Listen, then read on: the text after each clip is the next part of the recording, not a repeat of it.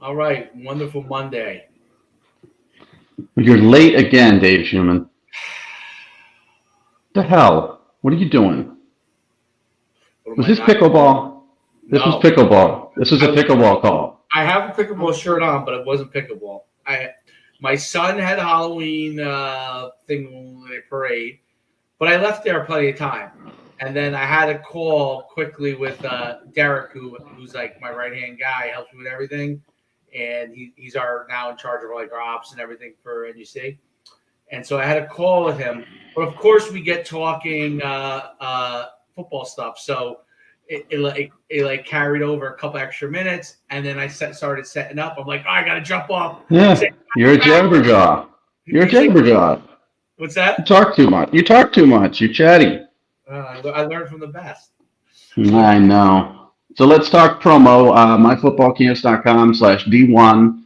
I'm just doing the White Rhino, Kade George, going through his stuff. And it's funny because there's a lot of things that people don't understand about football. So I'm talking about the uncomfortable nature for a quarterback when he can't step into a throw, when there's bodies at his feet, and how important that is as a QB pressure. You don't have to chase, you don't have to sack, but if you make that pocket uncomfortable for him, he's either going to step back or out, and it kind of can ruin the entire play. And that's what he does. He blows these things up. He's great against the run, but when it comes to pass pro, he's not a chaser, but he's a guy that's going to put his lineman back into your footwork, and he's going to screw up the play. And nuances like that, I think, are important for people to understand. Yeah, he's a 0-0-1 tech guy to me, and I think he's would be great in a three down front because he can consume. And he's only gonna get bigger and heavier, So you put him in that, he's 300 pounds. He'd easily be 330 and look good, and be able to control the A's. Um, and I think it's interesting. So he's going to UNC, I believe, on He went. I think he went. with this past weekend. Yeah, like Yep. unofficial for a game. There's a bunch of the Hmm. guys that we've been doing promos for that I just kind of flooding my Twitter, which I've been retweeting stuff. Have been visiting places, going to places. So Yeah. It's getting a lot of it's exposure. it's noticeable difference. Noticeable. You were about to mention Marshall Eck and Cornell reaching out to him, and Luke Gray, who had a great game last weekend in South Carolina. He's been on a Wake Forest visit. It's noticeable, and also we got a couple kids being invited to that, the new Army Combine, which is in December. It's not the old U.S. Army Bowl. That's the NBC Bowl or the Adidas Bowl or whatever it's called now. But this is a start. It's a very good start, and they would never in a million years be on anybody's radar without us. And that's not a brag. It's just reality. So, Reality. the earlier you get started with us, the better. And I know we weren't an option for some of these 2023 kids. Sorry, we weren't an option until recently. But this is what's funny about it. There's a lot of schools like an App State, or I'm trying to think of schools in North Carolina, Campbell, or even into Georgia, Georgia Southern, Georgia State, that really need big men like Kade George, Yep. who are going to be workout guys, who are going to be leaders in the locker room, who are going to outwork everybody and be that sort of set that bar. And maybe he pans out as a defensive tackle. Maybe you have to move him to offensive guard. Maybe. But he's got the physical skills. He's going to be able to compete at that level. Liberty is another one. My buddy Hugh Freeze just got a big contract extension. I actually texted him this is what I do with every coach that gets a lot of money. I text them and ask them if I could borrow money. And every time I do that, I get an LOL or a ha ha. Hugh Freeze actually said, share the wealth. So I think I might be sending him a Venmo request. But Liberty would be good. Those are the type of schools I think these guys are worth taking a chance on because they're big body guys that can turn into something for you, down the line or play multiple positions. No, there's no doubt about it. And I think the awareness of those guys now and people starting to see like there are other guys, and that's why getting with us in the promo is so important. There are other guys that maybe Your audio's a little bit off. it is. Well, it's on, but it's like a little bit like I hear like stuff. Can you hear it now? Better? Yes, much better. Because I'm playing with the microphone. That's why. You had it under your sweatshirt or something. It's like we couldn't hear. All right, continue. Now we can hear you.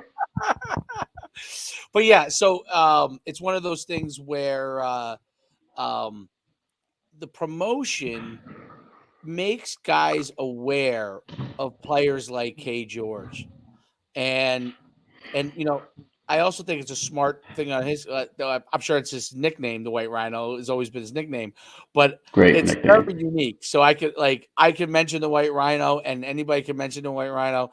And if you're a football guy that's recruiting people, people will start to know it as that name keeps getting out there more and more and Dude more. could be a wrestler too down the line. I know he wrestles, he boxes and stuff. So I don't know if you remember Parker Boudreaux at all, but he was a 4-star kid who went to Notre Dame, I think originally, and then he ended up transferring to UCF.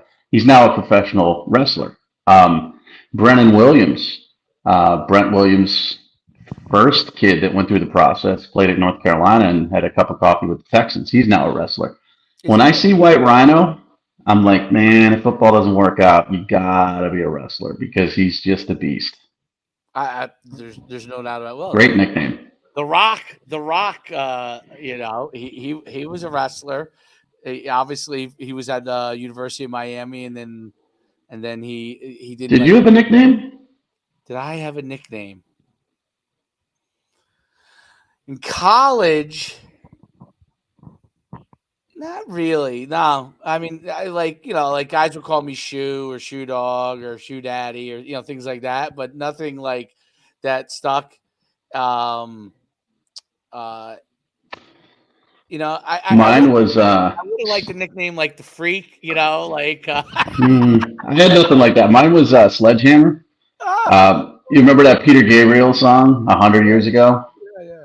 When that came out, I was in high school, and Sledgehammer kind of stuck because I would just try to destroy. I mean, I was very, very dirty player. Not gouge your eyes type of dirty, but just like I would try to hurt you on every play, like literally try to hurt you. And it was funny because guys would show up in high school on Monday, and you'd try to see exactly what you did to them. So I had some guys show up with a neck brace, another guy showed up on crutches. And I would always take pride in that. Makes me an evil person, I think. Because nowadays you can't hurt anybody. Like I saw there was criticism of Matt Milano's tackle of A.J. Dillon last night because he went high and he ended up hurting the guys. I don't give a crap. A.J. Dillon's 6 foot, 250 pounds, and he's coming at you like a locomotive, and he's stiff arming you. You get that dude down no matter what it takes. Short of a gun, you get him down, and if he gets hurt, he gets hurt. But that's not the mentality these days. Did you see the penalty they called on? Was it the Giants game? The guy let in and he hit him with no, it was the Jets game. And what's the Jets linebacker from Alabama? My son loves him. He loves him because he's got the hair and he's tall, but he's like he's not like overly thick. He's tall. I cannot think of it for the life of me. I think his last name starts with an M, maybe. I know exactly who you're talking about. I'm sure he's the leader. Yeah, he's like the leader of that defense. He was a 4-star. Yeah. I can't think of his name for the life of me, but I didn't see the penalty. What did he get called for? He came in. The quarterback was running. Who did the Jets play yesterday? New England. Patriots. Yes. So Mac Jones was running, and he cut back into them. Okay, and he kind of fell. Okay. Right. And didn't slide.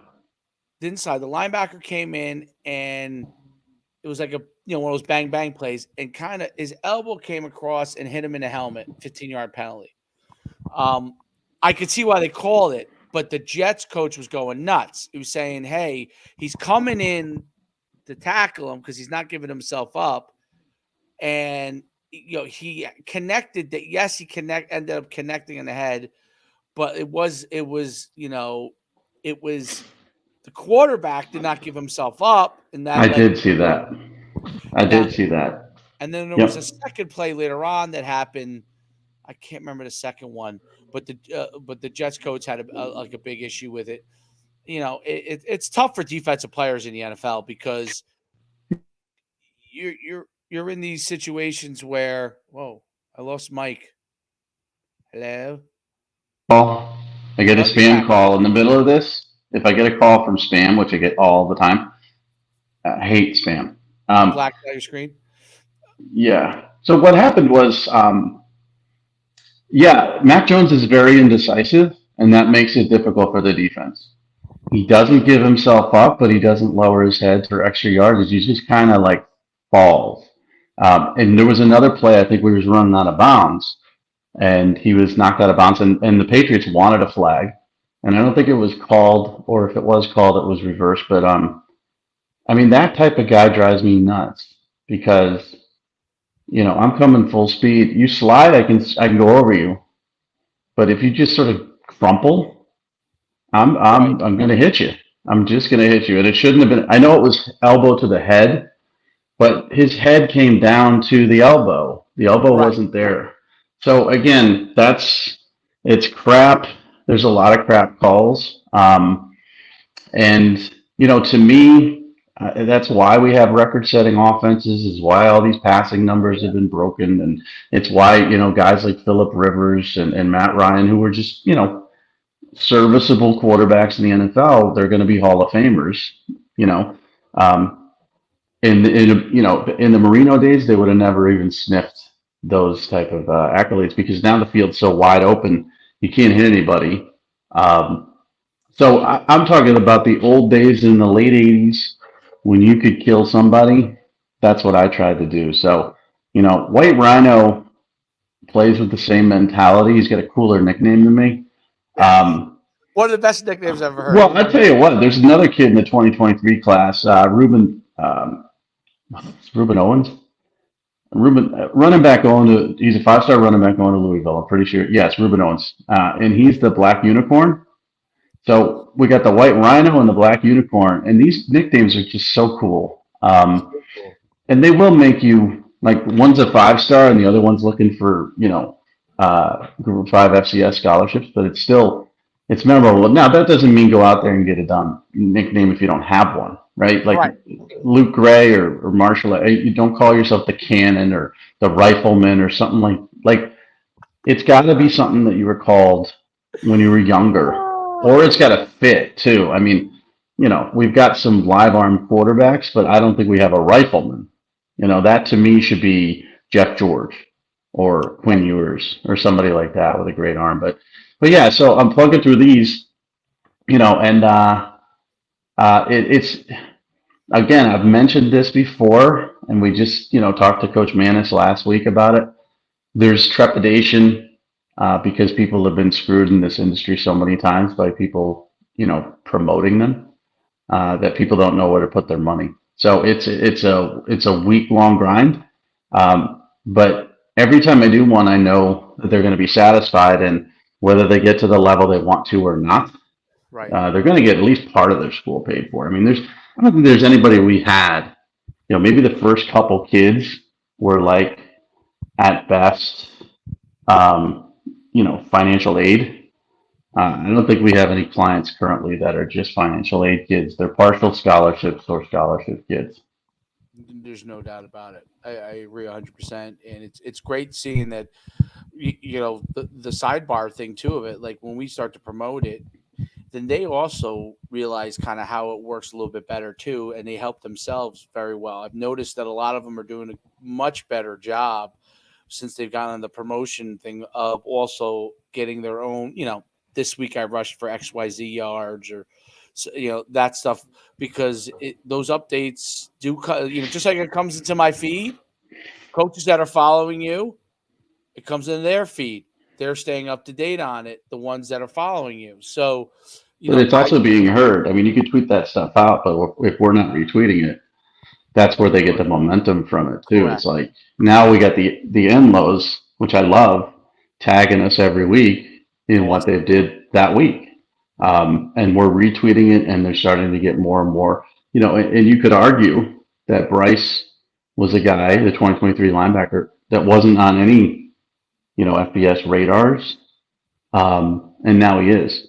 Now again, 2023, it's tough, it's late. I don't know where he's going to land. Had he done this like and his brother has the advantage because we weren't around for Bryce when he was a sophomore and a freshman. Right. But his brother now has the advantage where he's going to get multiple, years of exposure from us, and it's going to make a huge difference for him. But here's what's good about that too. Ready? Even if your younger brother goes on to a higher level of football than you, there's the portal, and you can join him. So let's say his younger brother ends up at, I don't know, Rutgers, throw it out there because he's a Jersey kid. And let's say Bryce ends up going FCS, he can join him. Portal. So that's what's good about it all too. So, but I really encourage 2026, 2027, 2025 parents, get on board now. You can come to us late and we'll help, but it's much easier for us to do it when we have a lot of lead up time. Check out myfootballcamps.com/D1.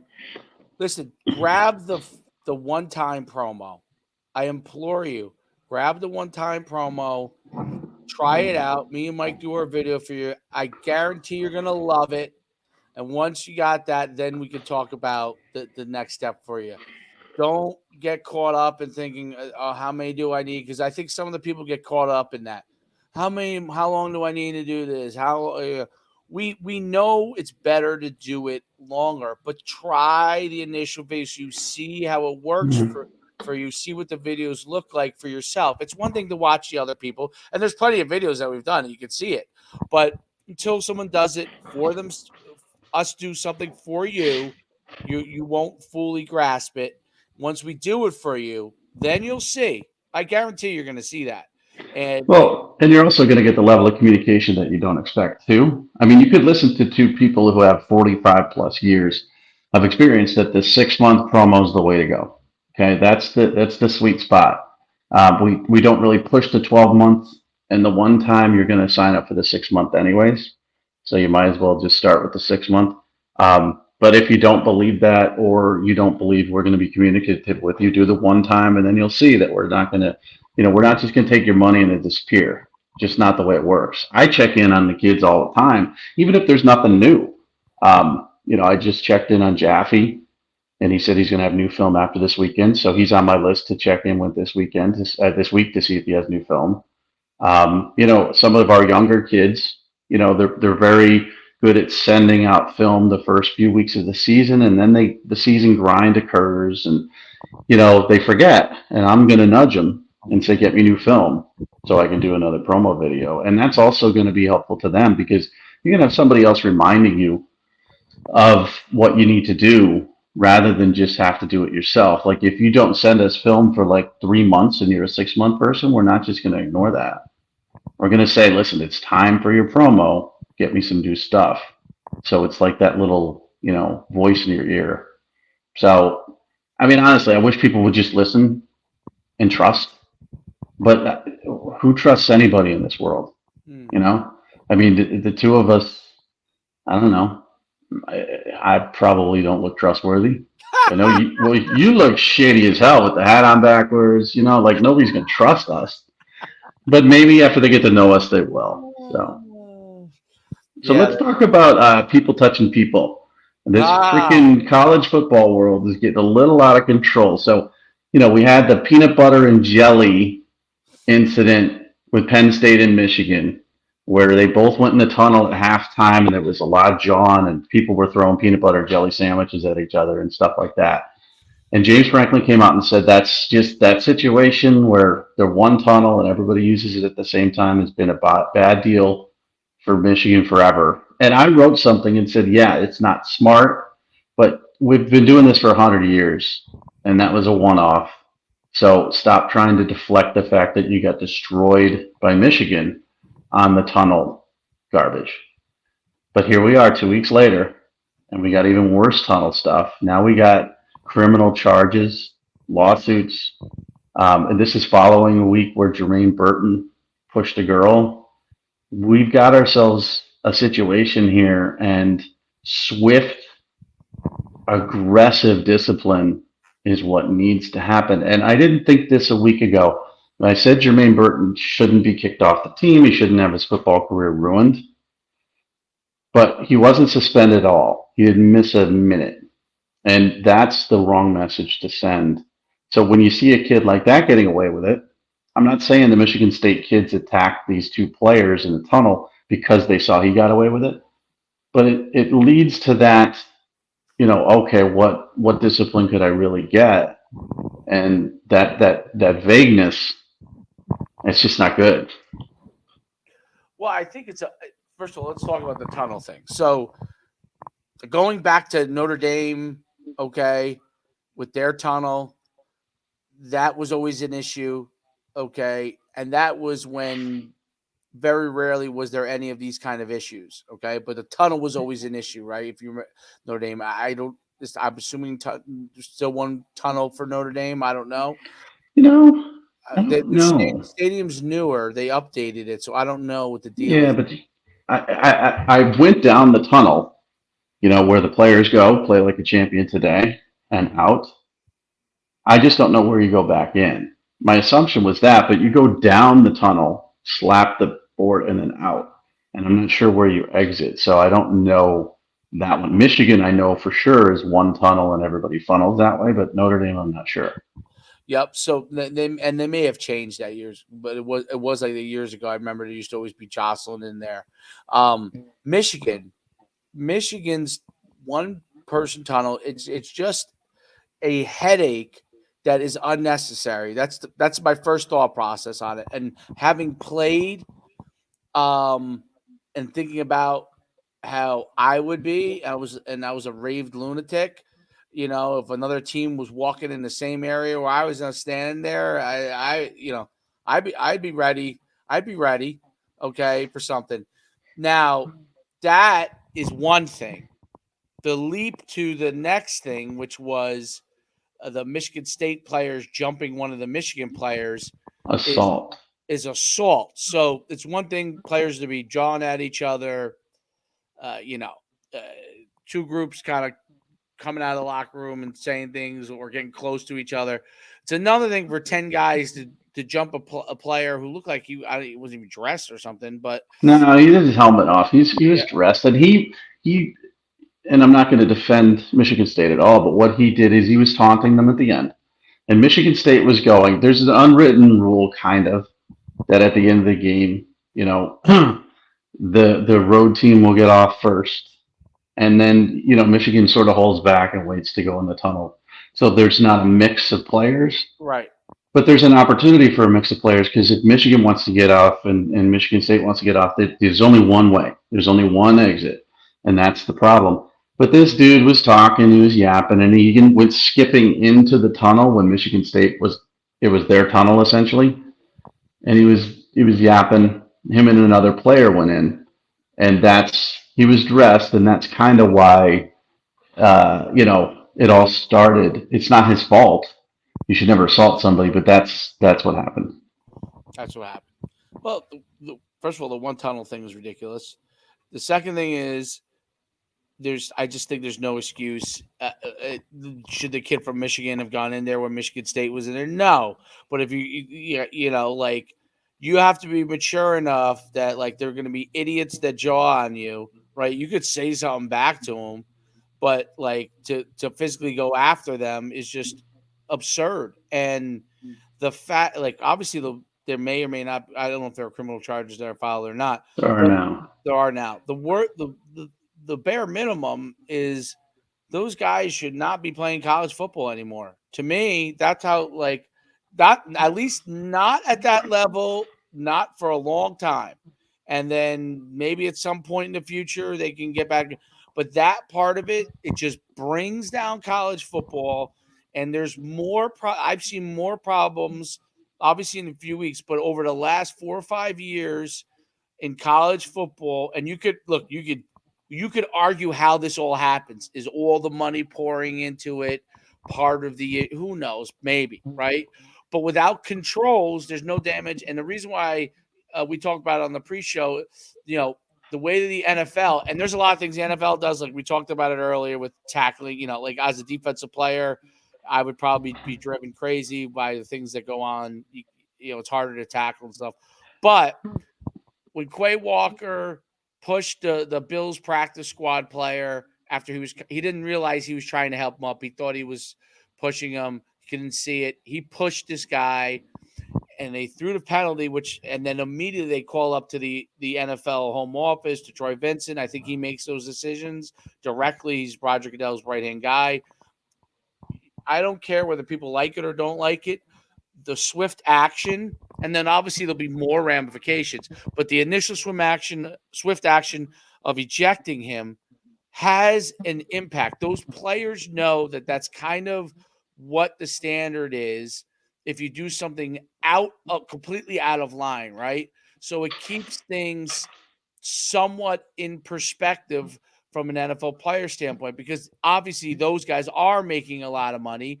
And if there's nothing to be able to say, hey, you can't do this, you can't do that, this is unacceptable, it's not, you have a problem. The problem in the NCAA is, who are you finding? You finding the coaches? Are you finding the college? How does that impact the player? The player doesn't have any money. Okay. Well, some of them do, but this player doesn't have any. These players probably don't have any money. Okay. And then the issue with, yes, you suspend them, all those kind of things, until there's something from the NCAA, who does absolutely nothing, until there's something from the NCAA that says, hey, you can't do these things, this is the action's going to be taken. And until they come up with a plan for actually penalizing players, and then probably coaches, I don't know, I don't know the extent of it. Like, how did this happen? But until there's some sort of thing that people understand as an issue, and maybe it's with the conference, I don't know, you're going to have more and more of these issues because there's more money in college football. There's an emphasis on getting the very best player that you can at any cost. It does not matter who that person is, as long as he qualifies. And if that's the case, then you're going to have a situation where you need to have penalties if something is done wrong.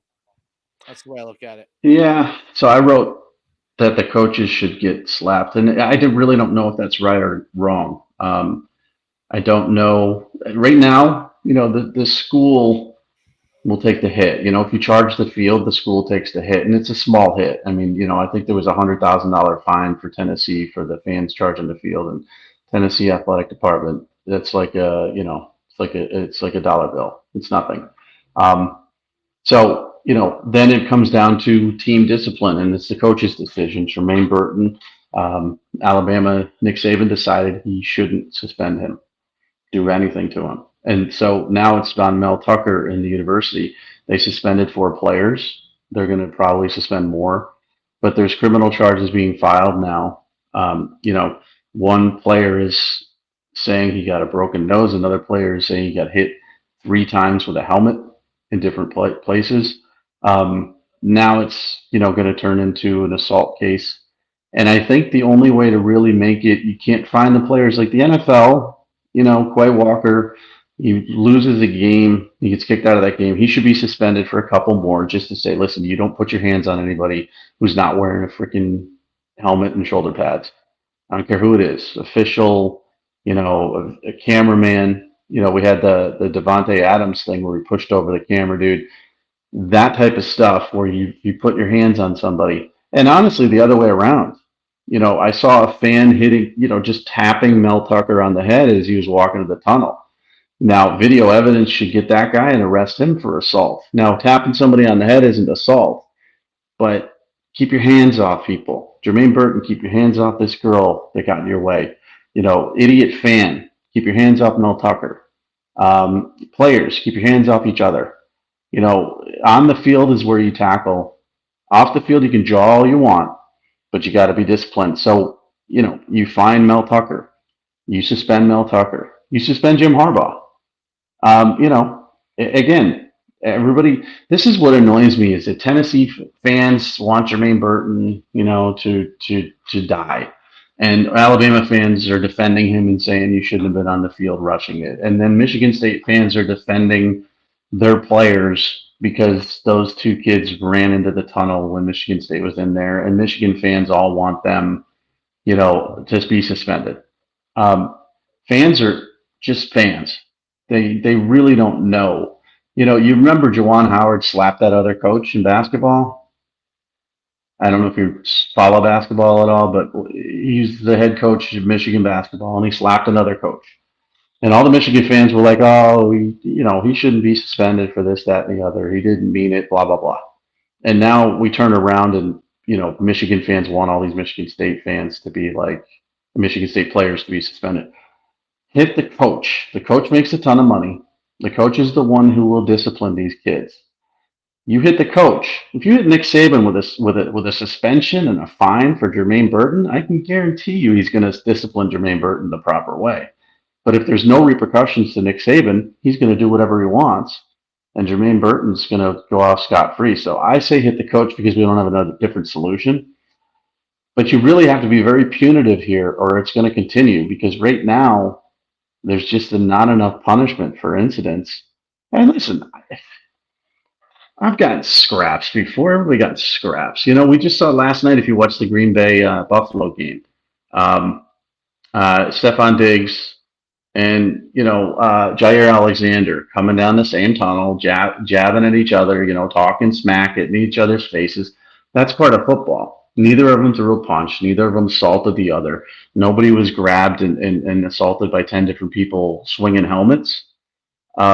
There's a level of responsibility that you have as a football player to take things as far as they should go. And these guys overstepped. So I think Mel Tucker should be slapped and Jim Harbaugh should be slapped. Well, it's interesting because the Stephon Diggs thing, I thought they were right at the borderline because I was like, I got the vibe, like watching that part, I saw, like that could lead to something too. So it didn't, but they were so close to each other.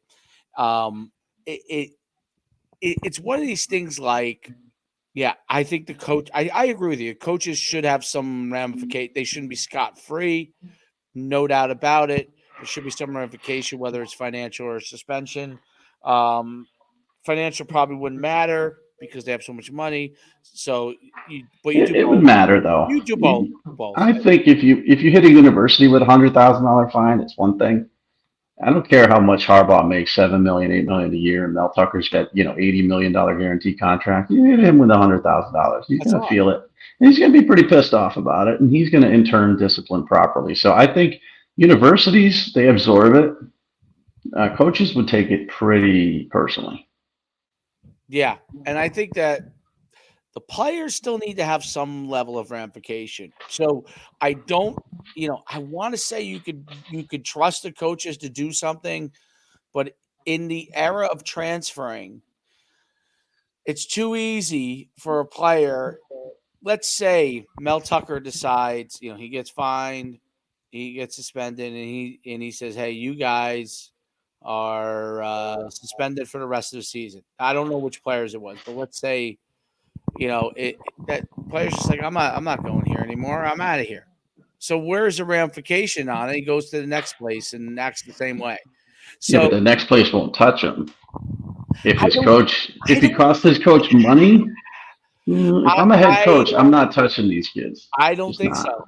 I think these guys don't care about anything other than winning.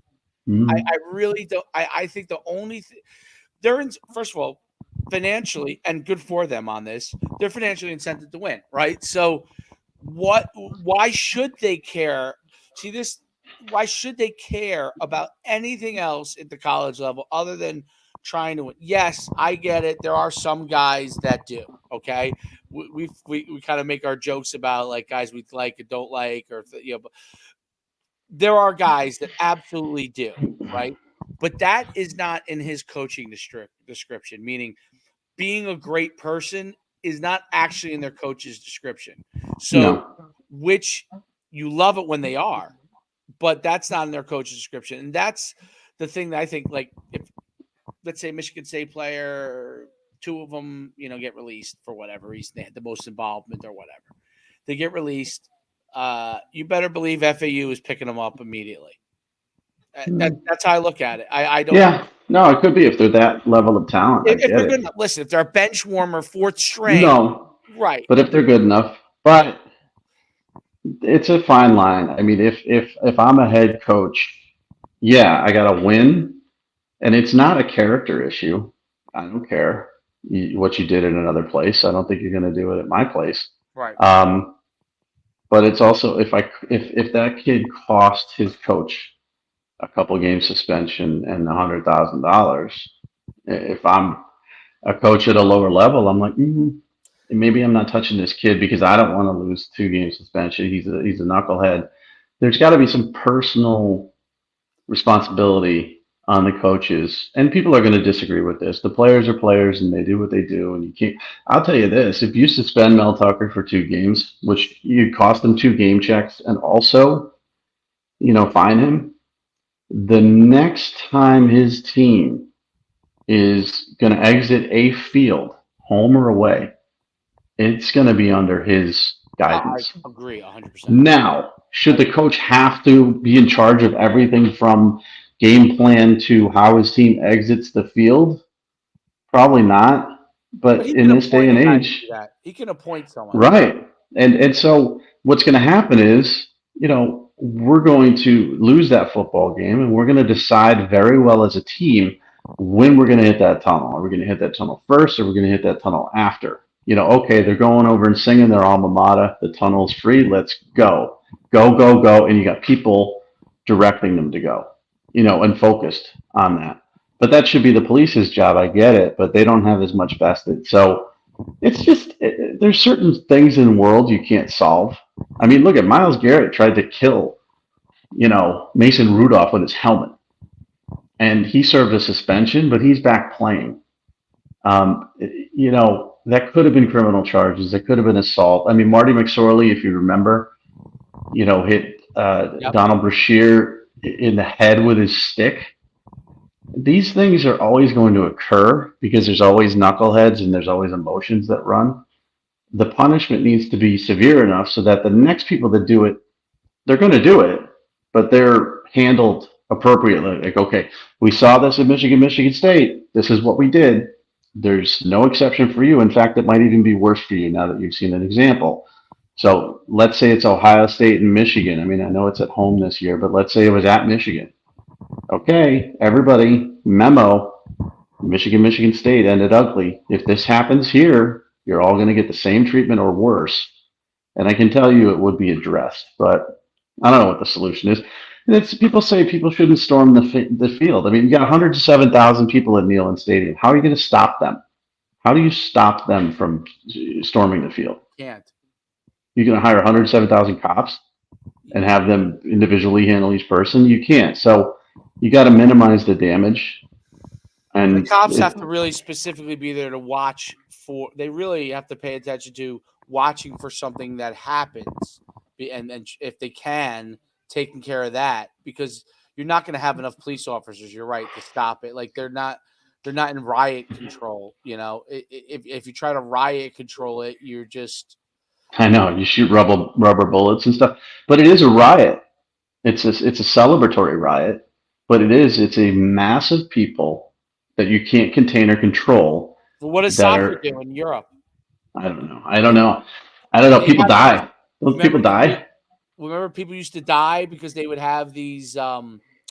They don't have them anymore, but they used to have fall over the fences, and they would get crushed. Oh, they get crushed. Yeah.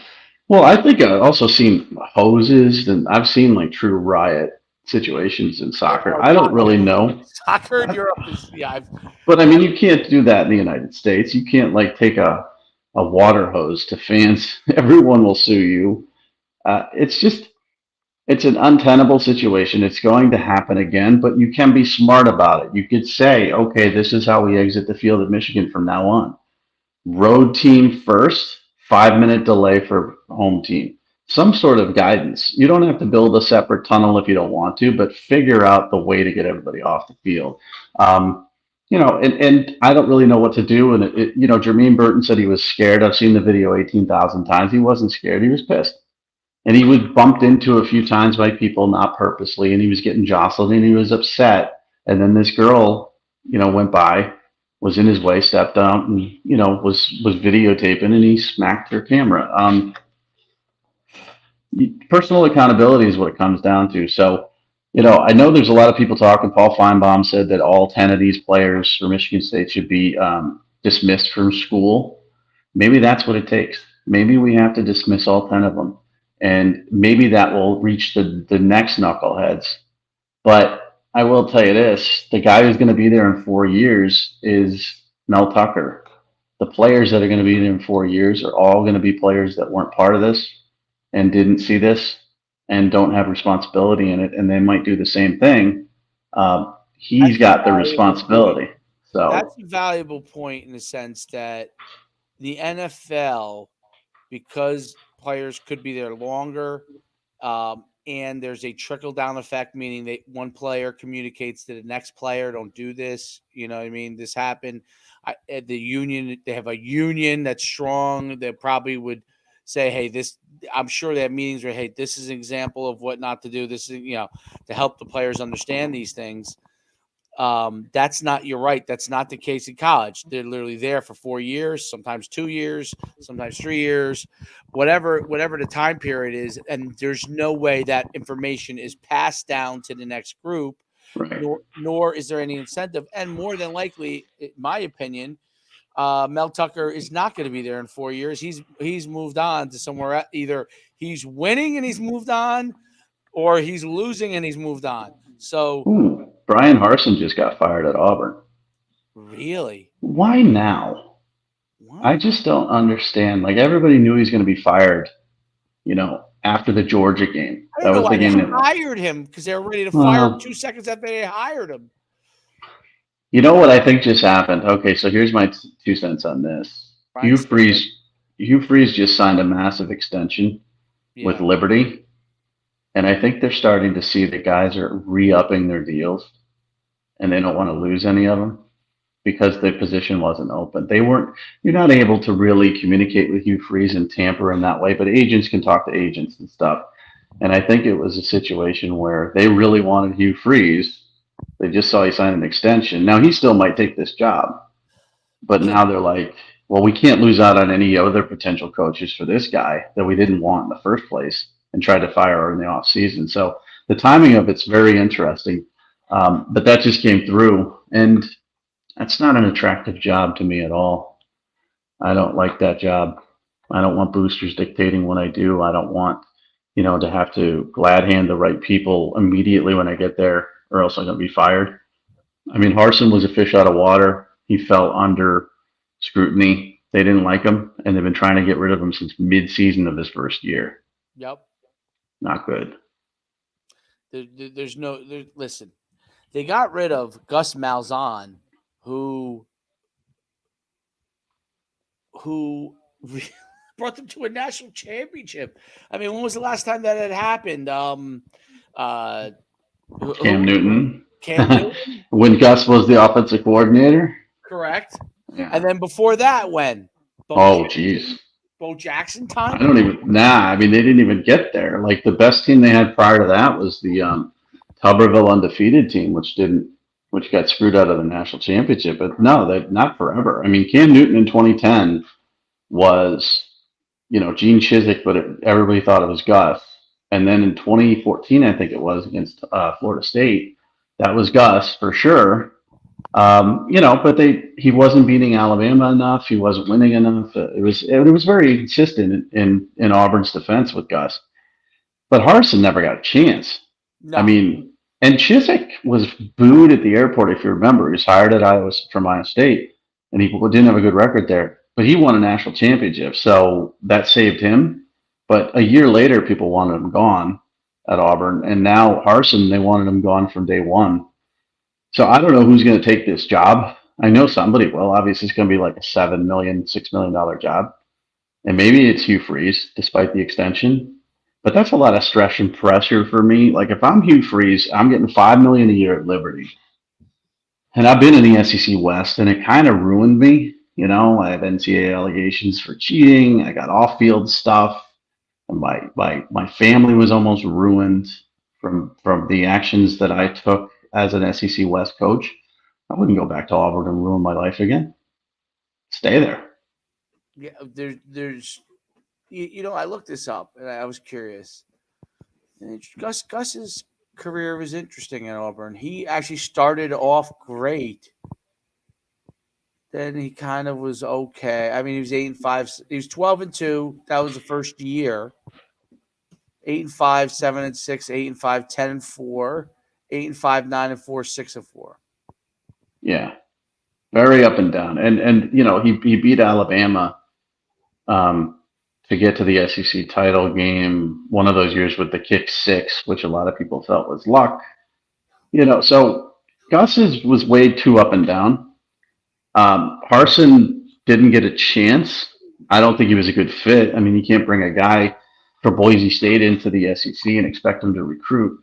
But they're going to have to make this one a smart hire, a really good hire, and a guy that is willing to take all this garbage and deal with it, or somebody who's just too powerful to even care. I mean, oh yeah, no AD at Auburn yet. The Mississippi State AD is interviewing for that job, but I don't think I mean, the AD will get the credit for the hire, but they won't. They won't let him hire somebody that they don't want. So you put an Urban Meyer in there, the boosters aren't going to be able to talk. But if you put a Jamie Chadwell in there from Coastal Carolina or something like that, he's going to be run by these guys as well. So Auburn, it sucks too, because Auburn is a really good program. That atmosphere is amazing. They've got a great tradition. They're built recruiting wise, bordering Georgia, and with the talent level in Alabama rising and their ability to recruit Florida, they've got a great tri-state area to build, but they just can't get it going. Gus also made some mistakes. I mean, in the end, he stopped recruiting offensive linemen. He's taken like 2 offensive linemen each class. Yep. And they ended up so thin on that. And then, of course, the boosters made him start Bo Nix over Malik Willis, who transferred to Liberty, who ended up being great. And now Bo Nix is being great at Oregon. There's just so many things that were out of his control, but also in his control, that he allowed things to sort of falter there. So, Gus is living life at UCF, loving it, less pressure. Now he's headed to the Big 12.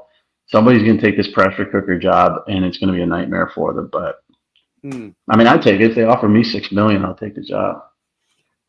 Yeah, well, I think I would take it for. You know what? I might not even. I don't know if I'd want to move to Alabama and work that hard. It's a lot of work. Being a coach sucks. Like a college coach, it's shit. People don't understand it. Like, oh my God, James Franklin's he's so overpaid. He can't beat Michigan or Penn State. He can't beat Ohio State. He doesn't beat top 10 team. That dude's job sucks. Every day of his life, he has to work 17, 18 hours a day. He has to text with recruits all day. He has to glad hand boosters all day. He has to manage a football team. He never gets any rest. There's no days off.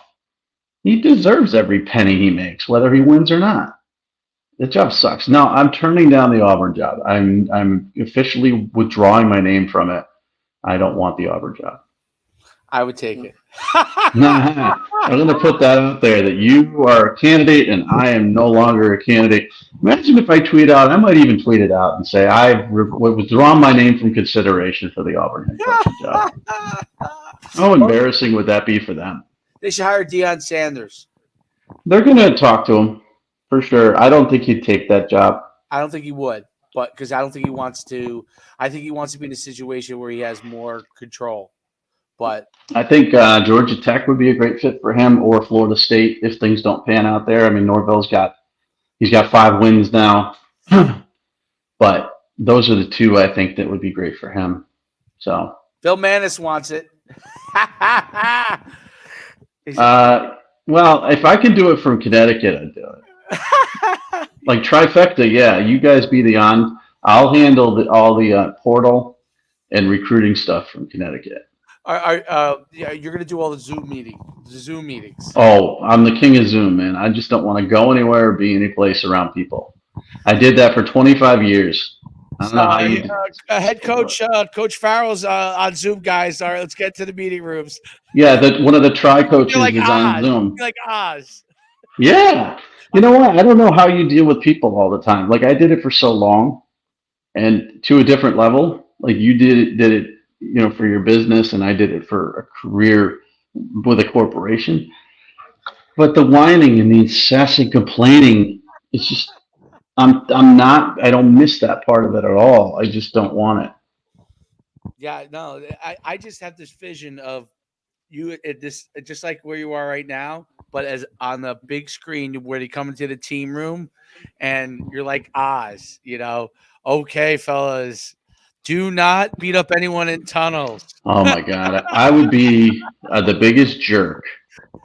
I would be the worst player personnel manager because I think that's would be my part of it. Would be player personnel portal recruiting. I'd be the biggest jerk. Your boy Nobody is in would charge get of out of playing. Oh hand. no, he's GM now. Barton Simmons, Oh, he's at Vanderbilt. Vanderbilt GM. Well, he'll definitely have a. I mean, he'll be looking for a job soon.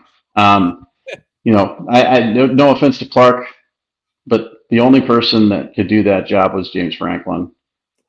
He did it great for 3 years. Great. He was great. Yeah, but that's impossible job. The facilities suck. The academics are, unlike anybody else. Good job. Derek Mason did a good job for a while until it. I will tell you this. Somebody told me when Derek Mason was hired from Stanford, I was told that the dude just has no clue. He's way over his head. And I've been told this by many, about many coaches, and 99% of that works out where they're just clueless. They have no idea how to be head coach. This is not going to work out for them. And I usually know who they are and whether that's true. I believe that Derek Mason was over his head and whatnot. And they had some okay seasons. Yeah, they did. I thought he was going to be like you remember Hazel at Purdue? Yeah. Like a 3-year, 1-11 every year and you're out. Or Chad Morris at Arkansas. Yep. So he surprised me. He lasted longer than I thought, but that's an impossible job. But I think at Auburn, I mean, I could put together top 10 recruiting classes at Auburn. There's no doubt in my mind. So I'll do my part on the recruiting end and the portal. And the portal, I'm a wizard of the portal, man. I know who's going in. I know when they're going in. Barton needs to smile more. Look at me. I don't smile ever. I never smile. I haven't smiled in 25 years. No, you don't need to smile. Although when you're charged, you're the GM, he probably does have to shake a lot of hands there. Yeah, I don't know why. I mean, him and Clark. What is the GM? Do all the places have GMs now, or that was? Well, they're not called GMs. I mean, they're player personnel directors. You remember, the Bob Lasavitas of the world and those guys. They've been around forever. But player personnel. But now you're a CEO as the head coach and the GM is it's a different title. It's the same thing though, but there's a lot more things to juggle. You got to juggle roster management with the portal, with recruiting, with NIL. So now it's a difficult job. He took that job. Him and Clark are very, very good friends. I think they played together. So he took that job. He had a cushy gig, man, at 24/7. I mean, Barton honestly was writing probably one article a week. You know how many my website did last week? Articles? Just guess a number. 7 days or 5? 7 days. 7 days. 21? 55. Wow. 55, which is unmanageable. But yet we do it. Barton was writing one article a week. He went and he stole my, I did a 3-point stance, and he started writing an article called Cover 3. Like, same idea, just stole it. He was really good friends with Shannon Terry at 24/7, so he's never going to get fired. Even when Shannon left, he had it made. He was able to just mail it in, but he wanted a different challenge, and I get that. And he'll be definitely a guy that I think he'll go back to On3. That Shannon's company now. But I think if he wants to stay in the personnel world, once Clark is fired at Vanderbilt in a year, not this season, but next season, I think he could do that. I think he's knowledgeable enough to do that. What he was really good at to me was I used to do the TV for the Army Bowl, and it was live national television on NBC, and I hated it. It was so stressful. I mean, you're talking live, millions of people. You're talking with producers. When I did ESPN, I would work with those guys. I would do 3 or 4 hits a week. I knew them. I had a comfort level with them. I had a comfort level with my co-hosts. NBC's once a year. They come down on a Thursday. The game's on a Saturday. They don't care about you. They pressure you. They make you feel super uncomfortable. And then they throw the red light on you to millions of people. And I sucked at it. I wasn't horrible, but I wasn't. Barton was 10 times better at it than me. That was his niche, man. I thought TV was going to be where he went into. Yeah, that makes sense. It's interesting. It was an interesting move. That I realized that him being with his buddy from high school that he played with, it was an interesting mix. I feel like, he probably just, you get a little stagnant and you need a few years to do something else, and that's kind of what it becomes. I Vanderbilt, it should be like it should have been like Northwestern. They can never find that guy like the Northwestern head coach who just is such an amazing coach that he somehow wins 7-8 games every year. Not now. They're horrible. Did you just see they lost to who did they just lose to? Iowa. So they're the only team I think that's given up more than 20 points to Iowa this week. They're 1-7. Is that what they are this year? Oh man. And Fitzgerald's a great coach. He's a great former player there, and he's won the Big Ten West twice at Northwestern, which has academic restrictions, not a great home recruiting territory. The guy's amazing. This year, though, they're just so horrible. I mean, they're really, really, really. Their one win is that opener against Nebraska. They started off 1-0, and they haven't been close to beating anybody since. I didn't realize he's actually been on a decline. Just this year. Well, last year wasn't great either. They were 3-9. Yeah, last year wasn't great either. But usually he has a 3-9 year and then follows with a 9-win year. Like every even year, if you look at that, if you're looking on Wikipedia, every even year is like a good record. Yeah, interesting. And every odd year is a bad record. Well, except for this year. This is the first year after that 2 in a row bad ones. Yeah. I mean, he's unfireable. They won't fire him. Oh no! But he might get frustrated and step down though. Eventually. It could take. It would have to take like 3 or 4 years of those kind of records for them to be like, okay, you've been here. But who's a great Vanderbilt player like Fitzgerald, who, with Gary Barnett turned that program into something. Yeah. He was there. Like Vanderbilt, they don't have a player like that you could think of that's iconic that could be a coach and take over. Has Vanderbilt ever been good? No, before Franklin, there were some down years, but they would have the off 8-4 year or 8-3 year here and there, but very, very, very rarely. Franklin he won 9 games twice there, I believe, and he went to 3 bowls, and that was amazing. Just un-Vanderbilt-like. But before that, you look at the records, and they're just not good. What's your son dressing up as? Is that who you're talking to? He's getting Troy, you want to say hi to Mike Farrell real quick? What's standing in front of me for the last 20 minutes? Why don't you say hi at least? Well, what's he going to dress up as? What's up, buddy? Right here, Troy, right here. Nice. What's up? What are you going to be? What are you? A Ninja Turtle. Nice. Which one? Michelangelo. Nice. Michelangelo. That's awesome. So what time are you guys going out? I think 3. I have to go to the doctor briefly. All right, good. Okay. And I have to go to the doctor briefly, but he's probably gonna go. They already did a parade. He'll probably. Did they do trunk and treat and stuff like that too? They did that. So he's got more candy already than he knows what to do with. Yeah. It's endless. Still fun though. I used to go out. Oh yeah, it's And I loved it, man. I loved it. Now I can't stand it because I'm afraid like driving around and then I hit one of these kids, because it's dark and they're all wearing like ninja outfits and stuff. But when I was a kid, I loved going trick or treating. Oh, my favorite. Yeah. I used to get. You remember you get the pillowcases and you would. Yeah, that's what I used, the pillowcase. That's it. That's you And- fill up your pillowcase. Boom. Come back home. Drop it all into. I put it like into a big pile, and then I'd go get fill up my pillowcase again. Like I would just do it over and sprint the house. That as I got older, when you're Mhm. young, you walk with your. I don't think my parents ever did it with me. That was a different time where we just probably maybe when I was real little. Yeah, real little. But yeah, 10, 11, you went out by yourself. 8, 9, you went out by yourself Yeah. with your buddies, Now they probably don't do that until they get to be like 12 or less. Oh my God, not even. I mean, yeah, 12, I would think they start maybe, but there's somebody circling.